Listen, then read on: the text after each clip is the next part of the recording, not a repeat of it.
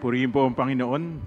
Tayo po'y manatiling nakatayo at ating pong basahin ang aklat ng Lucas chapter 23, pamula po verse 32 hanggang 33. May dalawa pang kriminal na inilabas ang mga kawal upang patayin kasama ni Jesus. Nang dumating sila sa isang bundok na tinatawag na Bungo, ipinako nila si Jesus sa krus. Ipinako rin ang dalawang kriminal, isa sa kanyang kanan at isa sa kaliwa. Pagpalain po tayo ng Diyos sa pagkabasa ng kanyang banal na salita. Tayo po ay manalangin. Ama naming Diyos na makapangyarihan, kami po ay nagpupuri at nagpapasalamat sa umagang ito, sa inyong kabutihan, katapatan at walang hanggang pag-ibig sa buhay po ng bawat isa po sa amin. Maraming salamat sa araw na to, aming ginugunita, ang araw ng mga ama. At kami ay hindi lang may ama dito sa lupa, kundi meron din po kaming ama sa langit na nakaalam at lubos na nais pong magbigay ng mga mabubuting bagay sa bawat isa na tumatawag sa Kanya. Kaya naman sa umagang ito, kayon Diyos na mangusap po sa amin, hayaan ninyo na maging kasangkapan po lamang ako upang inyong kalooban ang siyang maihiyag sa aming kalagitnaan. At hayaan nyo ang inyong banal na spirito ang siyang maging dakilang tagapagturo ng bawat isa po sa amin sa umagang ito. Salamat po, Panginoon, kayo ang Diyos na umakay po sa amin upang kami makapamuhay sa landas ng katwiran patungo po sa landas, Panginoon, ng kabanalan na nagbumula po sa inyo. Salamat po, Panginoon, pagpalain niyo ang bawat isa sa pangalan ng inyong anak na si Jesus. Amen. Palakpakan po natin ang Panginoon. Makakaupo na po kayo. Happy Father's Day to all fathers. Ganun na rin po sa mga nanay na nagsisilbing ama ng kanilang mga anak. Meron po kasing mga nanay na dahil wala ang kanilang mga asawa, nasa iba yung lugar, ay sila na rin po ang gumaganap ng tungkulin ng pagiging ama sa kanilang mga anak. Bakit ganun? Father's Day, pero ang pag-uusapan po natin ay about the cross. Kasi po nasa series po tayo ng ating pag-aaral, pero ititwist po natin yon upang maging applicable sa atin pong buhay kung ang mensaheng ito ukol sa pagmamahal ng Diyos sa bawat isa po sa atin.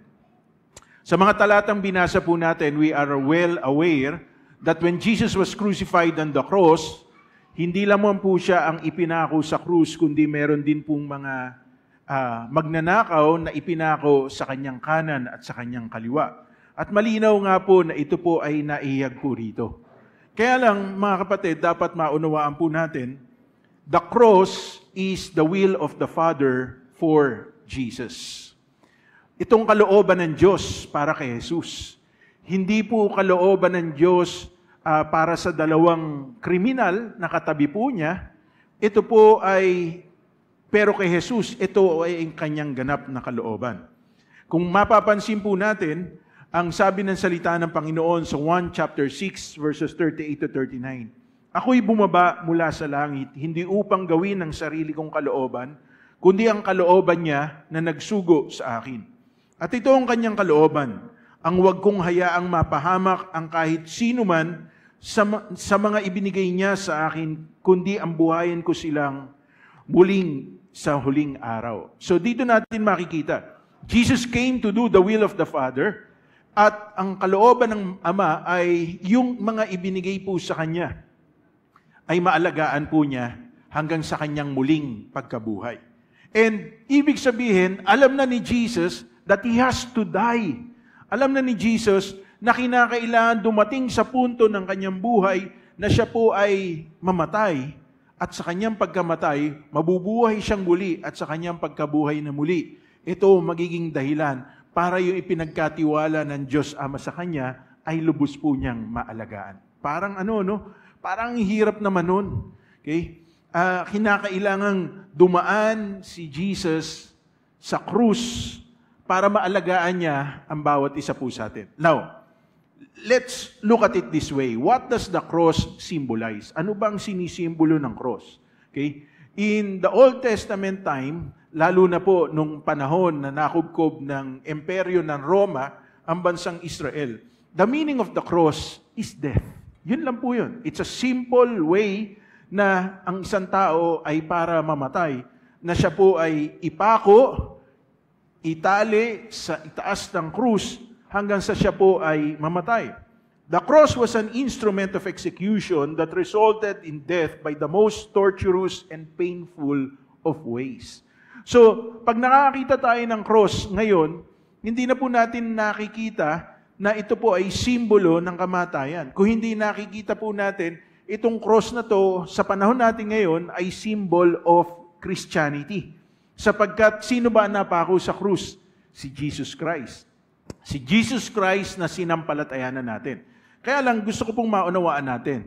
Lahat ng ipinapako sa krus nung panahon ng ating Panginoon, in biblical times, sila po ay napahihirapan ng lubos. At hindi lang basta uri ng hirap na ang sakit, hindi ganun. It is an excruciating, painful. In fact, the word excruciating literally means out of crucifying. Ibig sabihin, mga kapatid, sobrang tindi nung nararamdaman na pain ng isang tao na ipinako sa krus.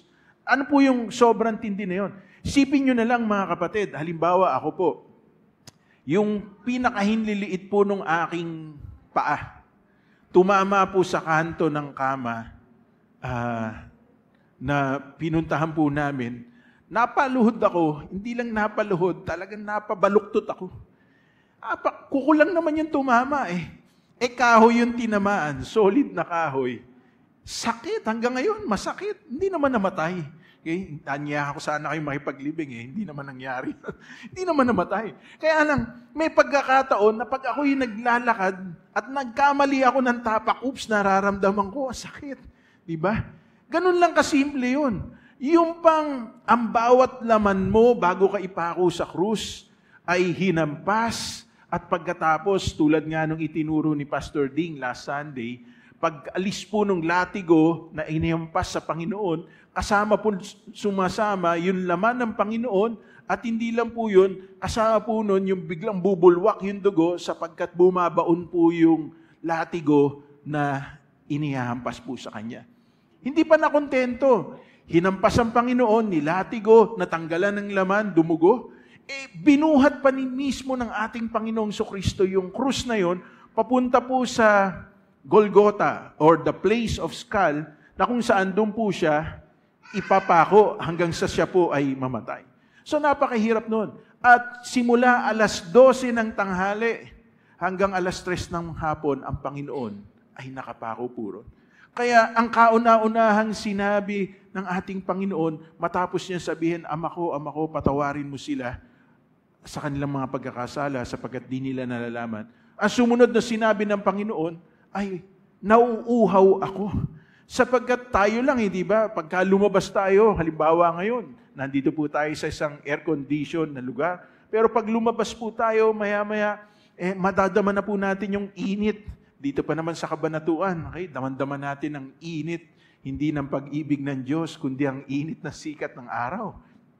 So, maya-maya, mauuhaw na po tayo. And Jesus was hanging on the cross, at nararamdaman po niya, nauuhaw siya, nararamdaman niya yung sakit ng kanyang pangatawan. So, sobrang excruciating yun. Kaya nga napasigaw siya, Ama ko, bakit mo ako pinabayaan? So, in the natural, it was really so much pain. Okay? It was a severe pain na hindi natin kayang ipaliwanag. Ang father ko po, sa biyaya ng Diyos ay 8 years na pong namatay yung father ko. Na-diagnose po siya ng cancer in the year 2015, November. January, namatay po kagad yung father ko.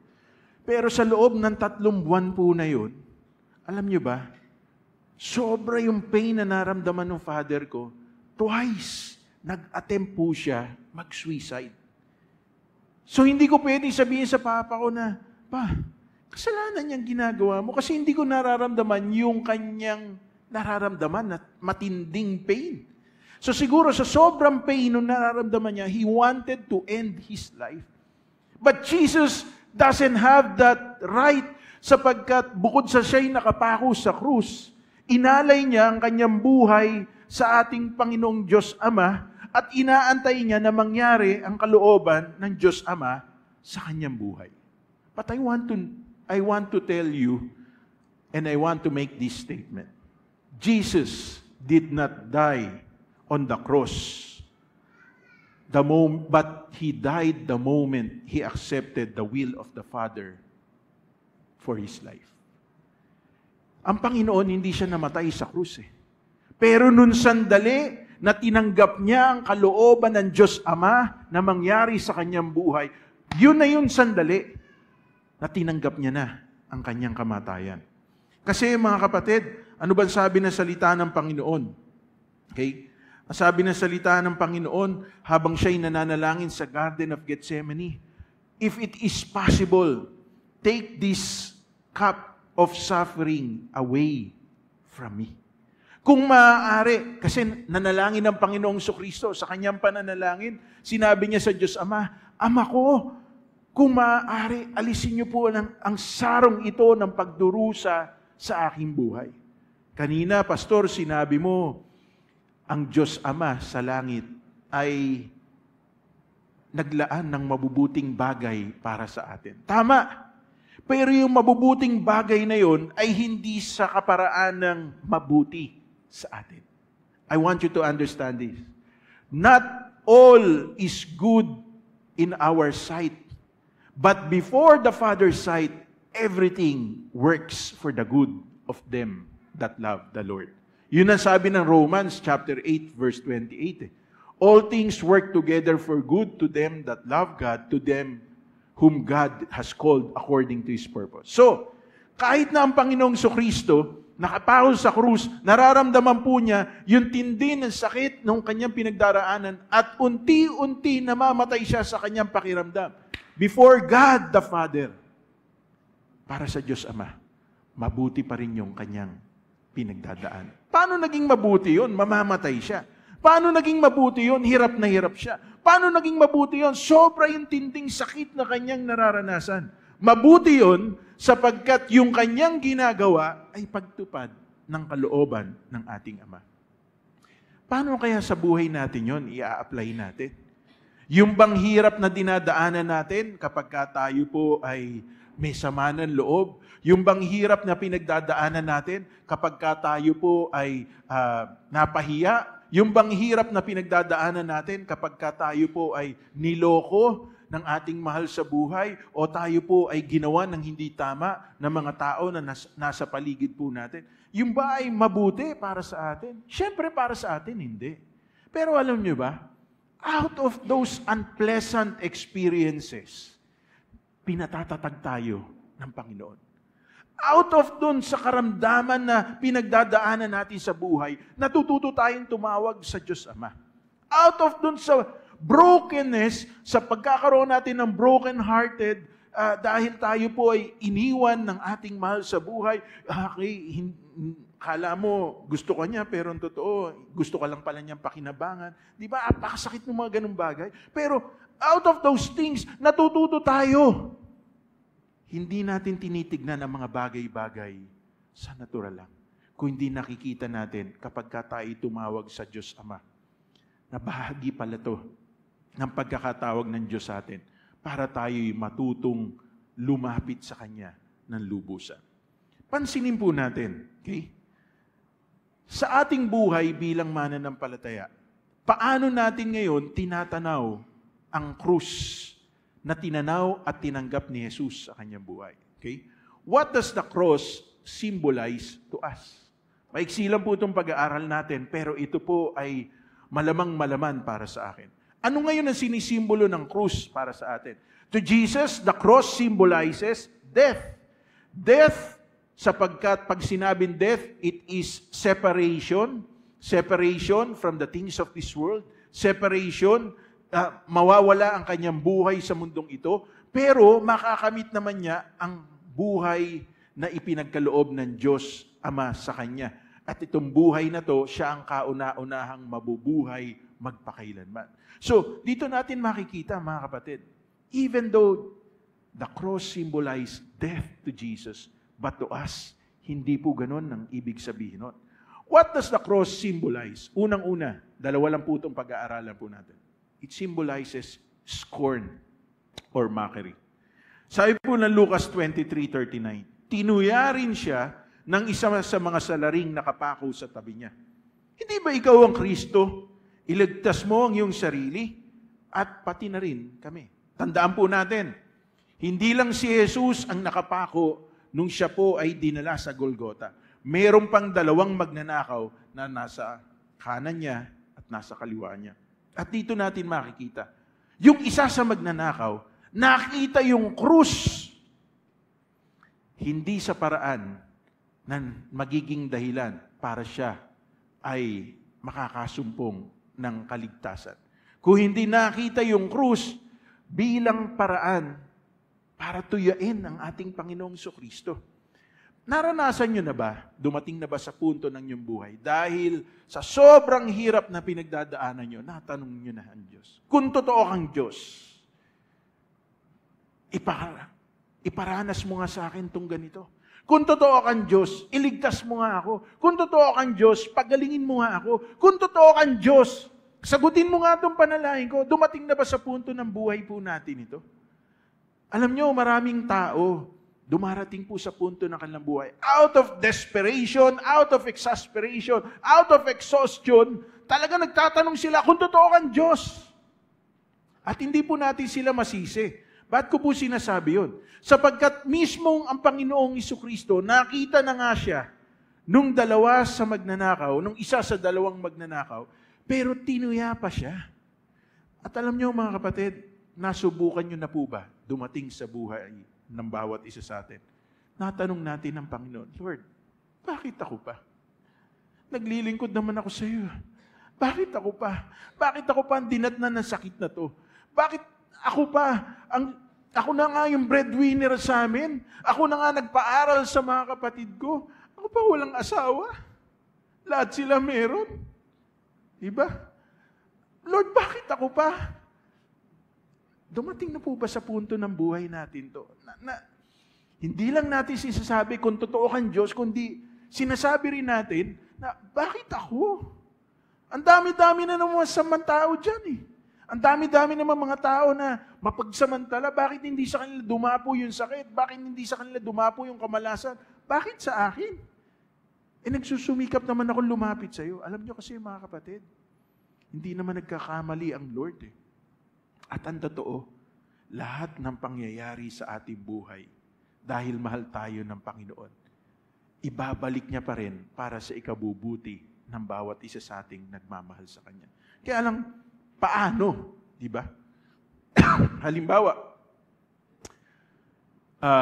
almost 16 years ago, okay, 22 years ago, kami mag-asawa po ay ikinasal. Okay? After 6 years, saka po nagkaanak ang misis ko. Kaya almost 16 years ago, ipinanganak si Gabe na panganay po naming anak. Masayang-masaya po kami mag-asawa at ang totoo, nung malaman kong buntis yung misis ko, talaga naman, kumain kami ng Pizza Hut. Yun lang yung meron sa Pacific noon eh. So kumain kami ng Pizza Hut. Pagkatapos nun, dahil nalaman kong buntis yung misis ko, lahat ng gusto niya, binibigay ko sa kanya. Kahit na anong cake ang gusto niya, ibibigay ko sa kanya. Ang hindi ko nalaman, mga kapatid, habang nagbubuntis siya, tumataas pala yung kanyang sugar. Sapagkat ang father-in-law ko po ay diabetic at napunta pala sa kanya yun. Meron pala siyang tinatawag na gestational diabetes. So, pinanganak si Gabe, masayang-masaya kami. At tanging si Gabe lang ang apo ng aking magulang na dinalaw nila sa ospital. Pinanganak si Gabe, kinagabihan dumating po yung mother-in-law ko. Nagbas. Kinabukasan yung tatay ko po at nanay ko nandito na rin. So, masayang-masaya po kami. Kaya lang, dahil premature si Gabe, naiwan pa po si Gabe ng 3 days sa ospital, naka-incubator po siya. Pero nung nilabas na po namin, masayang-masaya po kami. At masayang-masaya naman kami hanggang ngayon. Kaya lang, maraming nakita, kasi after po nung pagkapanganak ng misis ko, November naman, October pinanganak si Gabe. November naman, nanganak po yung kapatid ko. Okay? So, pangalawang apo na ng magulang ko po. So, kahit papaano, halos sabay silang lumalaki. Nung lumilipas po yung mga buwan na kami po ay nakikipagkita sa kanila, napansin ng misis ko, merong ibang nagagawa yung pamangkin ko na hindi nagagawa ni Gabe. Hanggang sa nag-isip na po yung misis ko, ano kayang meron? Hanggang sa sinadjust nung kapatid ko, Kuya, patignan natin si Gabe sa isang developmental pedia. Yung pala, ang mahal pala ng singil ng isang developmental pedia. At that time, 2,000 ang singil. So, pinatingnan po namin. At yun nga nasabi na yung anak namin ay may gestational diabetes. Merong global developmental delay. Alam niyo po ba, at 8 months old, si Gabe po ay sinimulan na naming ipa-therapy. Ang halaga ng therapy ni Gabe noon, 300. Hanggang ngayon, pinapa-therapy namin si Gabe. Ang halaga na po ng therapy ngayon, 1 oras lang, 800 pesos. So, tuloy lang po ang buhay. Pero hindi dumating sa punto ng buhay ko na nagtanong ako na, Lord, bakit ako pa? Hindi ko po ito sinasabi para sabihin sa inyo na malakas ako, matatag ako. Kung hindi sinasabi ko to sapagkat sabi ko, Lord, hindi naman kayo nagkamali. Lahat ng bagay na nangyayari sa buhay namin, kung kami ay tunay na anak ninyo, nangyayari yun for a divine purpose. So, Lord, ano yung message mo? Bakit nangyari to? So, tuloy lang buhay na yung mag-asawa at nakita ko rin yung misis ko na nilalabanan din po niya kung ano man po yung mga pumapasok na doubt, kung ano man po yung pumapasok na masasabi nating iniasik ng kalaban sa kanyang kaisipan. Pero alam niyo po, medyo mahirap din sa amin sapagkat si Gabe po, very unpredictable yung kanyang pattern ng pagtulog, unpredictable yung kanyang mga ginagawa. So minsan, sa madaling araw, gising po yun. Pagkatapos, kaya nga na-memorize ko po yung yung kanta ni Barney. Hanggang ngayon, pwede ko pong kantahin sa inyo yun. Okay? Na-memorize ko rin yung The Wheels on the Bus. Okay? Ba't ko po sinasabi to? Kasi, yun po yung nagpapatahan sa anak namin. Pero kahit na nagpapatahan po sa kanya yun, mga kapatid, alam nyo, gutom siya, padededehin ng misis ko. Umaabot po ng, sumusuka po siya. Umaabot ng 4 na bedsheet, gabi-gabi, ang nilalabahan po namin. Nilalabahan ko pala, kinabukasan. Pero alam nyo mga kapatid, sa kabila ng lahat ng yun, I praise and thank God. Ngayon, si Gabe po, mas matangkad pa kay Cathy. At ang totoo, medyo hirap na po si Cathy intindihin siya. So, ako po nag-iintindi sa kanya. Pero alam nyo mga kapatid, I never mocked God. I never scorned God. Lord, kung totoo kang Diyos, pagalingin mo nga yung anak ko. Hindi ko po sinabi yun. Lord, kung totoo kang Diyos, maghimala ka sa buhay ng anak ko. Hindi ko po sinabi yun. Kasi alam ko, hindi nagkamali ang Diyos. At hindi ko rin po tinanong to sa buhay ko. Kung natanong nyo po ito, at kung nagsabi kayo ng mga pangungusap sa Diyos, na katulad ng sinasabi ko, isa lang naman po ang dapat nating gawin. Humingi tayo ng tawad sa Diyos. Kasi kung naniniwala kayo na ang Diyos natin ay mabuti, walang bagay na nangyayari sa atin na hindi po mabuti. Naintindihan po ba natin? Paano magiging mabuti? Iniwan ako ng asawa ko. Paano magiging mabuti? Inanakan yung anak ko. Paano magiging mabuti? Nasunog yung bahay namin. Paano? In the natural, lahat ng yun, hindi tama eh. But in the spirit, makikita natin yung himalang pagkilos ng Diyos. Ito yung pangalawa.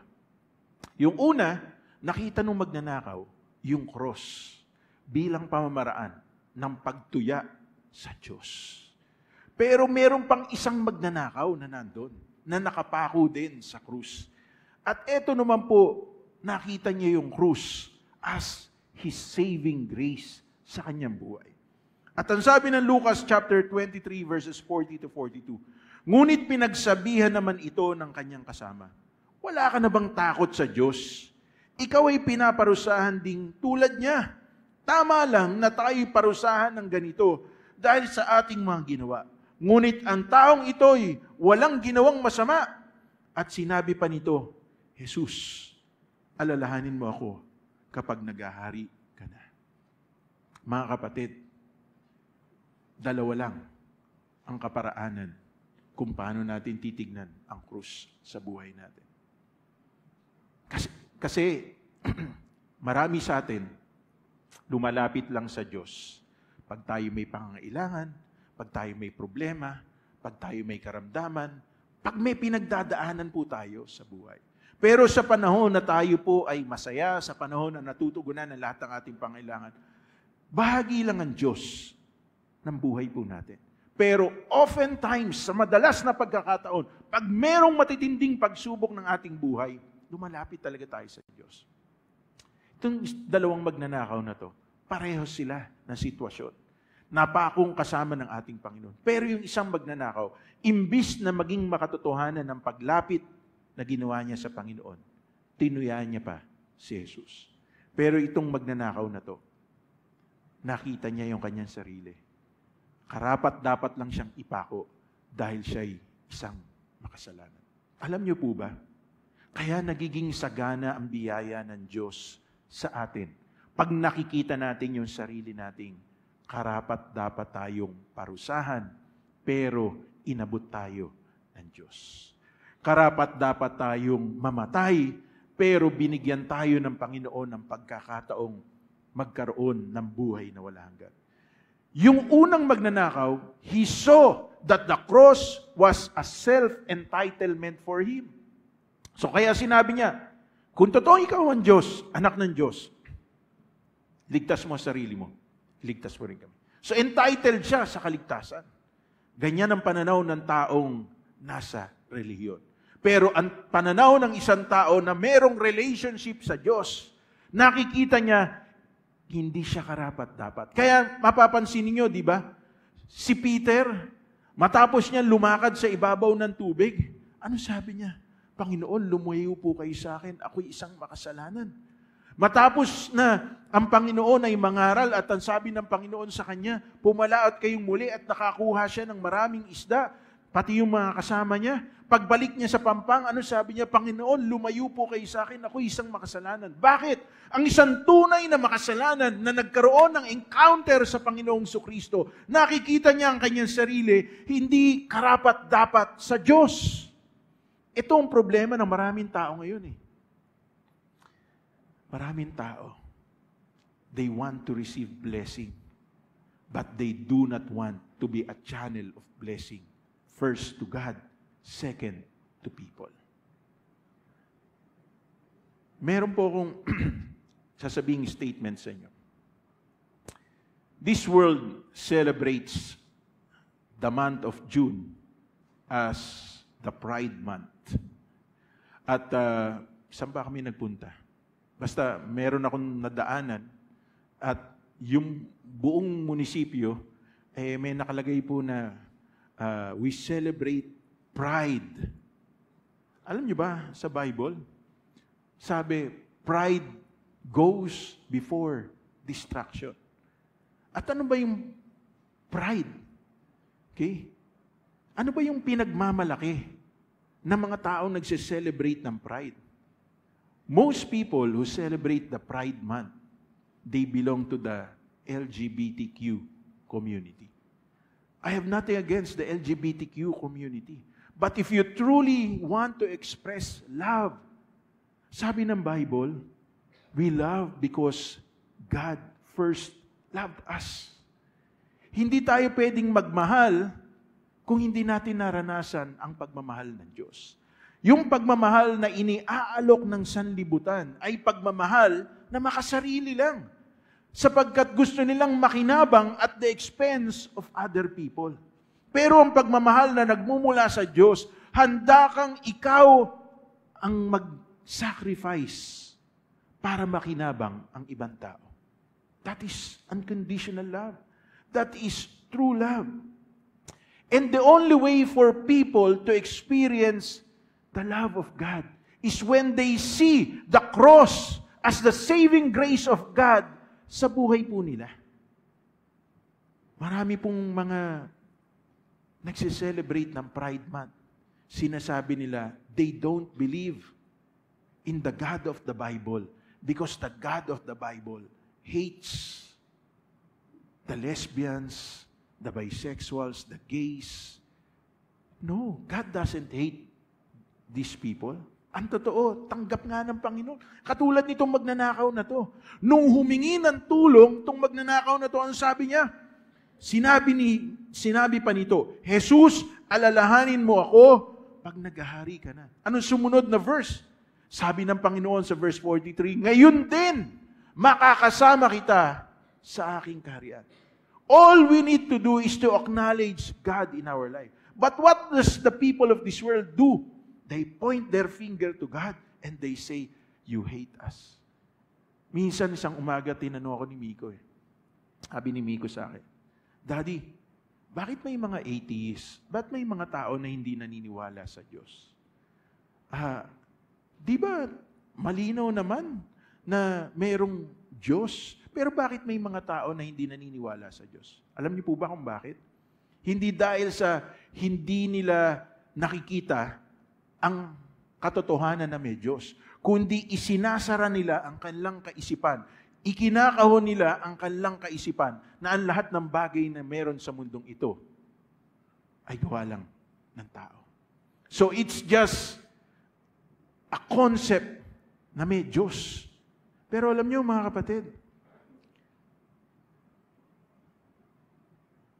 if we don't believe that there is God, God will still be God. Pero ang tao na walang Diyos sa kanyang buhay ay ang pinakakawawang tao sa buong mundo. Bakit? Sapagkat, ano sabi ng Bible? There's a way that seems right to a man, but in the end, it would lead him to destruction. Sa pagtatapos, mga kapatid, ito po yung tanong. The cross before me, what does it mean? Kung gagawin natin personal, kung ikaw ngayon ay nakatayo sa harap ng krus, ano ngayon ang kahulugan nun sa buhay mo? Many of us, dumalo na po tayo na encounter dito sa church. Many of us, we have committed our life to God, to the Lord Jesus Christ, because we experience the love of God into our lives. Pero alam nyo, it's not a one-time experience. But it is a continual experience that must be renewed day after day after day ng buhay po natin. Sa bawat araw ng buhay natin. If the cross is before us right now, and the cross doesn't symbolize death, because that cross has already been overcome by the Lord Jesus Christ. Paano natin ngayon tatanggapin ang krus na nasa harapan natin? Two ways. Either we accept what Jesus did on the cross for us, or we live our life scornfully, na tinutuya natin ng Diyos. Na malayo tayo, alam nating may Diyos, pero malayo tayo sa pagtanggap at pagtakbo ng pamumuhay natin na ang Diyos ang Panginoon at tagapagligtas natin. Ask yourself right now, sa mga pang-araw-araw na bagay na ginagawa natin sa ating buhay. If the cross is God's saving grace sa buhay natin, paano mo ipinamumuhay ang iyong buhay? Marami po sa atin, dahil po sa alok ng sanlibutan ito, mabilis po tayong ma-discourage, mabilis po tayong ma-disappoint, mabilis po tayong madismaya, mabilis po tayong ma-depress. Dahil lang nakikita natin yung meron ng kapwa natin at wala tayo. At maraming pagkakataon na ikukumpara natin yung sarili natin sa kanila. Hindi natin nakikita na meron din pala tayo. Kaya lang hindi katulad nung meron po sila.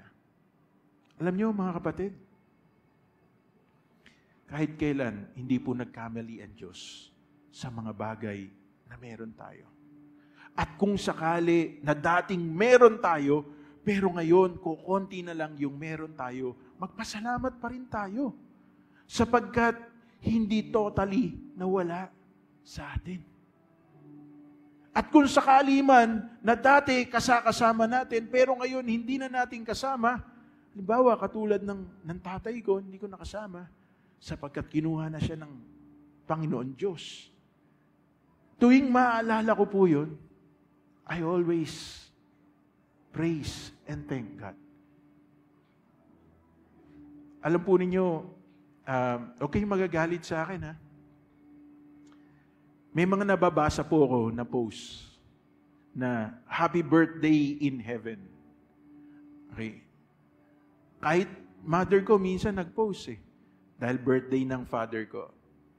Happy birthday in heaven. Ang totoo mga kapatid, wala tayong birthday sa langit. Tayo lang tao nagse-celebrate ng birthday. Pero alam nyo, wouldn't it be proper na kung yung special day ng ating mahal sa buhay ay dumating at tayo na lang ang buhay sa mundong ito, ay pasalamatan natin ng Diyos sapagkat dumating sa punto ng ating buhay na ipinahiram siya ng Diyos sa atin. Nothing is permanent in this world.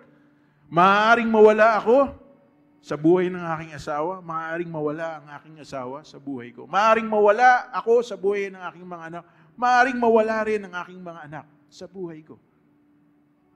Kaya habang nabubuhay pa ang mga taong mahal natin sa buhay, habang nabubuhay pa yung mga taong nagmamahal din sa atin, let us express our love to them.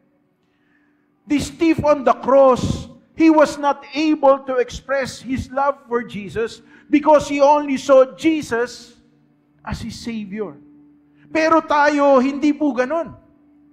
Dumating sa punto ng ating buhay na ipinakilala si Jesus sa atin, hindi lang bilang tagapagligtas, kundi bilang Panginoon natin. Kaya dapat ipadama natin sa Panginoong Hesukristo ang pagmamahal natin. Sapagkat una tayong minahal ng Panginoon. And the best way for us to express our love to Jesus is to offer up our life to Him. Hindi ko sinasabing magpastor kayo. Hindi ko sinasabing iwanan ninyo yung trabaho at maglingkod kayo full-time. No. Do what you're doing right now. But do it with love. Because the people around us, they would only know God because of the love na naipadadama natin sa kanila. Because of the understanding, because of the forgiveness, because of the consideration, the compassion na ipinadadama natin sa kanila. That's the best way of our expression ng pagmamahal natin sa Panginoon. Baka meron pa sa inyo na nandito. Hindi nyo pa nasabi sa tatay ninyo, Pa, I love you. Paano ko sasabihin ng papa ko, I love you. Laging galit. Parang yung bunso kong anak na si Elisha. Okay? So, hinatid ko po sila sa Cavite. Kasama yung mga pinsan nila, nagkaroon po kami ng reunion. Tapos nagpaiwan po sila ron. Pero sabi ko doon sa bunso kong anak, sabi ko, anak, happy ka ba? Yes. Anak, happy rin ako kasi happy ka eh. Ako rin, sabi niya ganun. Kaya lang, sabi niya, these days, grumpy ka. These days, madali kang magalit. Sabi niya ganun sa akin. Sabi ko, anak, pasensya ka na. Medyo maraming ginagawa si daddy. Pero pag mabait ka, mabait din ako. Sabi rin nung anak ko, ako rin. Kasi yung totoo, mga kapatid, sino ba naman sa atin ang gustong pinagagalitan? Di ba? Sino ba naman sa atin ang gustong inaaway? Pero pag nag-extend tayo ng pag-unawa, pagmamahal, babalik po sa atin ang mga bagay na yun. Today, the cross before us. What does it mean? I want you to take this opportunity, first, to express your love to God. Secondly, I want you to express this opportunity to forgive the people that have hurt you. Maaring mahirap. Pero alam nyo, hindi nyo sila patatawarin dahil humingi sila ng tawad sa inyo. Patatawarin nyo sila dahil gusto nyong magkaroon kayo ng kapayapaan. That's true forgiveness. Ang Panginoon nga, di ba, nakapako sa krus. Yun ang kauna-una ang sinabi niya, Ama ko, patawarin niyo po sila sapagkat di nila nalalaman ang kanilang ginawa. Mga kapatid, gusto kong maunawaan po natin ito. Today, the cross before us means forgiveness. And lastly, the cross before us means we are willing to follow the Lord Jesus Christ. Tayo pong lahat ay tumayo. Meron pong awitin. Maaring matagal na po ito, pero ni-revive ng ibang mga worship team. Ang title po ng awitin ay I have decided to follow Jesus.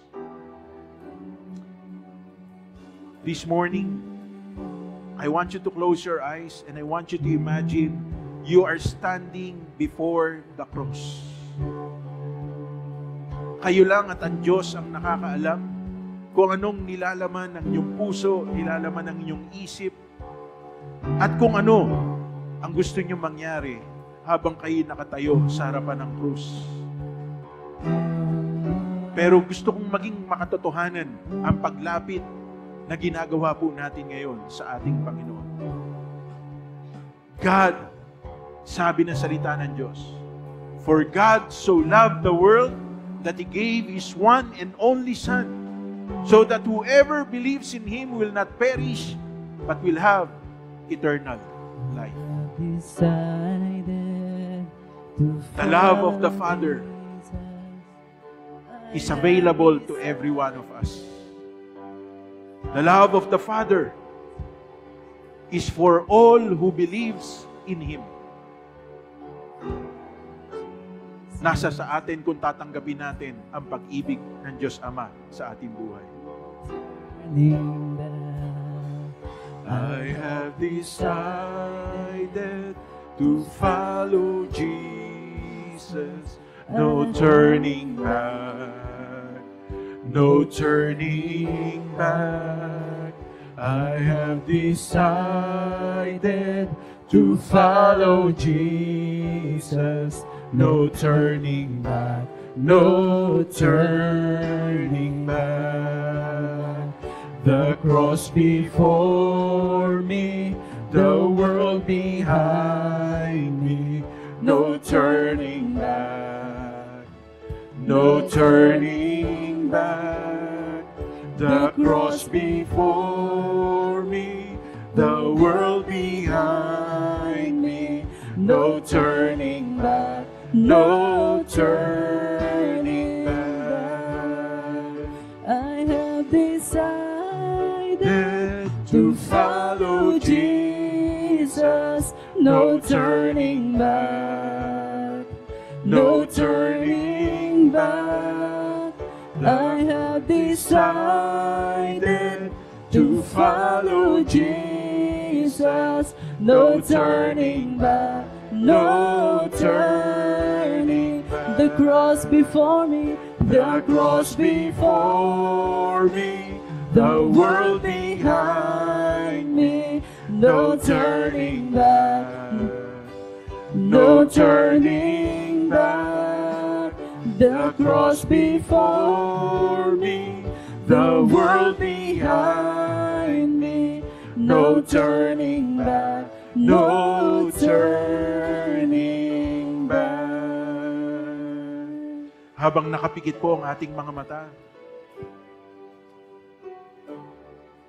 if you know this morning that the Lord is speaking to you at meron kayong dapat na isuko sa harapan ng ating Panginoon, Maaaring kailangan nyo isuko ang disappointment ninyo, ang discouragement ninyo, kung ano mang pinagdadaanan ninyo. Maaaring kailangan nyo rin isuko ang mga tao na nakasakit sa inyo at igawad sa kanilang kapatawaran na tanging kailangan makagagawa.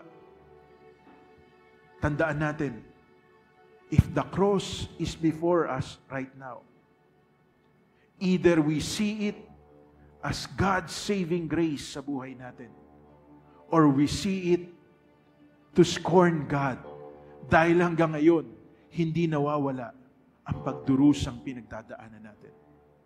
But today, I am giving you the opportunity. Binibigyan ko kayo ng pagkakataon na makita natin ang krus bilang kaparaanan ng Diyos. Natanggapin natin ang kanyang masaganang biyaya at kaligtasan. Utter a special prayer right now sa mga tao na nakasakit sa inyo. Just like the Lord Jesus Christ, when He was hanging on the cross, He asked the Father to forgive the people na gumawa sa Kanya ng Kanyang pinagdaanan sapagkat di nila nalalaman ang kanilang ginagawa. Come on. And even ask forgiveness to the Lord. Sapagkat bagamat sinasabi natin na mahal natin siya, pero ang takbo ng ating pamumuhay ay hindi nakalulugod sa Kanya. At maraming pagkakataon, nagiging kasangkapan pa tayo, parang ibang tao ay matisod, ang ibang tao ay hindi lumapit sa Panginoon. Dahil sa ating mga kahinaan. At sa sandali pong ito, mga kapatid, I want you to make a recommitment to the Lord. Muli po nating ialay ang ating sarili sa Diyos. Tandaan po natin, He is our Heavenly Father who loves us so much. And the reason why we are able to love other people is because we are first loved by God. Ama naming Diyos na makapangyarihan, narito po ang bawat isa po sa amin. Batid ninyo ang laman ng aming puso. Alam nyo rin ang aming mga pinagdadaanan. At alam nyo rin, Panginoon, na maraming pagkakataon ng aming buhay, gusto na po naming sumuko. Ayaw na po naming magpatuloy dahil sa hirap na akala namin, Panginoon, na hindi namin karapat dapat tanggapin sa aming buhay. Pero, Panginoon, kahit kailan hindi kayo nagkamali sa anumang bagay na pinagdadaanan namin sa aming buhay, sa anumang pangyayari that we have to go through, because all things work together for good to those who love the Lord, to those whom you have called according to your purpose. Kaya naman sa umaga pong ito, Panginoon, hinihiling ko, tulungan niyo po kami na makita namin, Panginoon, ang iyong dakilang biyaya na makapagliligtas sa amin habang kami ay nakaharap sa krus ngayon. At makita namin na dahil sa pag-ibig na yan, magagawa din po namin magpatawad. Magagawa din po namin, Panginoon, umunawa. Magagawa din po namin, Panginoon, maging mabuti, maging mapagparaya, maging mapagmahal sa mga tao na nakapaligid sa amin. Sapagkat kung ano ang aming itinatanim sa kanila, yun din po ang aming aanihin. Kaya tulungan niyo po kami, Panginoon. None of us are worthy to stand before the cross, but because of your great love for us, because of the love of the Lord Jesus Christ, and He wants to fulfill your will, today we can stand before you. We can call you Abba, Father. We can experience your loving embrace sa buhay ng bawat isa sa amin. We can experience your goodness, your mercy, your kindness. Everything, oh God, we can experience you in our life. Kaya naman, Panginoon, sa umagang ito, muli naming inihahandog ang aming sarili. Muli namin kayong pinapayagan, Panginoon, kumilos sa buhay ng bawat isa po sa amin. At gamitin niyo po kami ngayon upang maipaabot sa ibang tao ang inyong pagmamahal, ang inyong pagpapatawad, ang inyong kabutihan, ang iyong katapatan. Maraming salamat po, Panginoon, Pagpalain niyo ang bawat isa ngayong umagang ito. Pagpalain niyo rin po, Panginoon, ang mga kasama po namin through online worship, Panginoon. Katagpuin niyo ang bawat isa sa anumang pangangailangan meron kami, Panginoon. Whether it be financially, materially, emotionally, relationally, Panginoon, and most of all, spiritually, Panginoon. Maraming salamat po. And I pronounce a blessing, especially to all the fathers. I pronounce a blessing to every one of you. The Lord bless you and keep you. The Lord make His face to shine upon you and be gracious to you and lift up His countenance upon you and give you all peace. Is all I ask and pray in Jesus' mighty name. Everyone will say, Amen. Amen. Palakpakan po natin ang Panginoon. Maraming salamat po for joining us. Samahan niyo po kaming muli sa susunod na linggo sa ating pong pananambahan sa Panginoon. God bless you.